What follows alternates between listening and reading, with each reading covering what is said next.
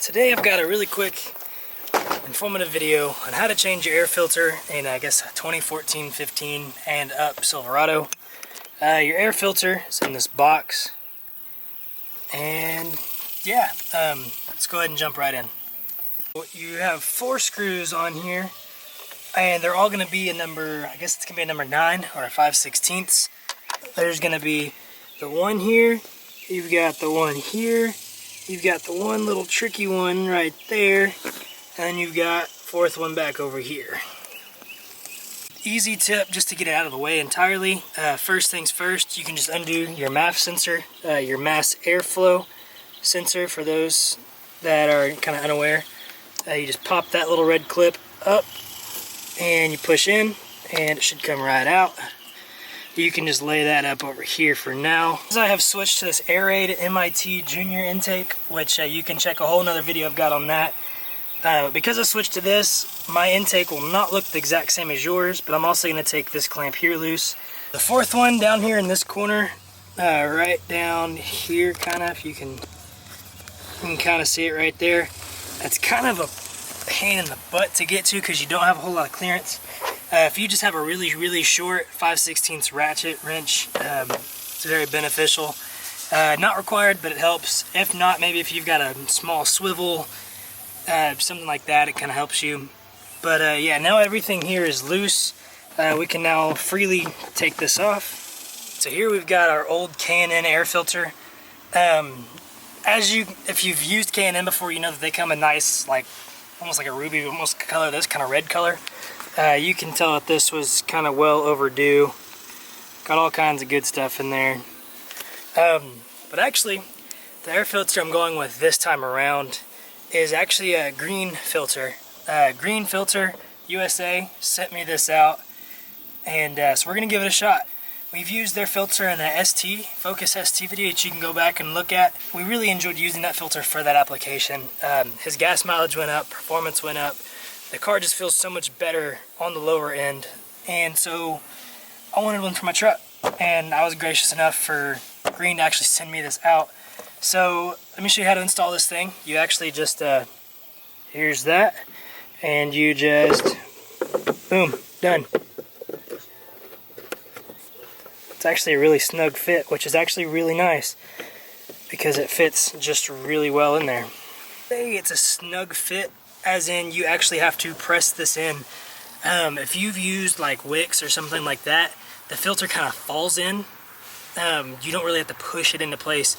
I kind of like that you have to push this into place because it feels like you get a really solid seal around the air filter itself. And you've kept up with these videos, you know that I just built an engine for a 1961 Ford Ranchero, and I really would have loved a green filter to put on that, just because it probably would have helped it breathe a lot more than, you know, no filter at all. But we'll save that one for another day. But really, I'm excited about this because I've always been a huge K&N drop-in air filter person. I've always, you know, just anytime somebody says, oh, I'm thinking about going, you know, aftermarket performance, first thing that comes to mind has always been K&N. So I'm kind of excited really to give these guys a try. So far, I mean, it's not like there was any complicated installation process here. It's just pop open, take your old one out, swap apples for apples, done. Yeah, I mean, there's really nothing difficult about this. Some ways to know that it might be time to change your air filter. If you notice that at the bottom end, I noticed like for sure on this truck, at the bottom end, it feels like you've got no power. It feels like you hit the gas and it just kind of, and it sits there and thinks like it's waiting for it to get air. That was kind of a telltale sign it's time to change it. You can also notice your gas mileage is affected.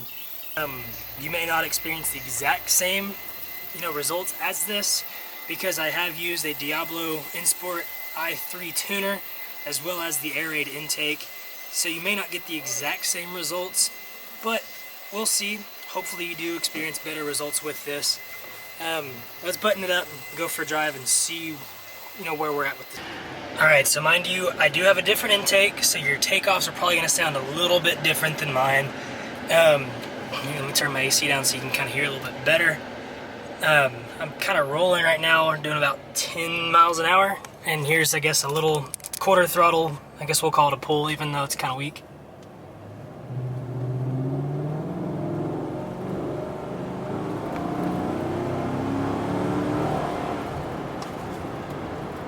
As you can notice, that for sure I noticed, that intake's making a lot more noise. It sounds a lot deeper.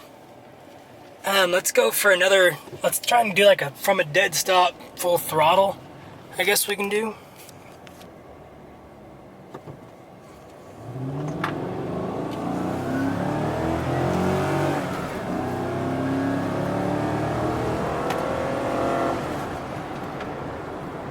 There we go, we just kind of tapped at 60. It's actually really kind of comfortable. For funsies, so you can hear all the noise that this intake makes.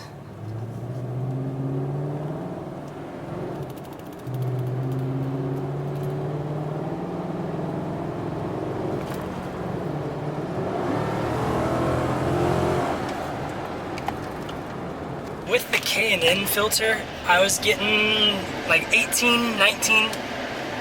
You know, like it was a stretch to get anything over 18 miles an hour, honestly. I was getting about 16 to 18 on a consistent drive to work, drive back basis.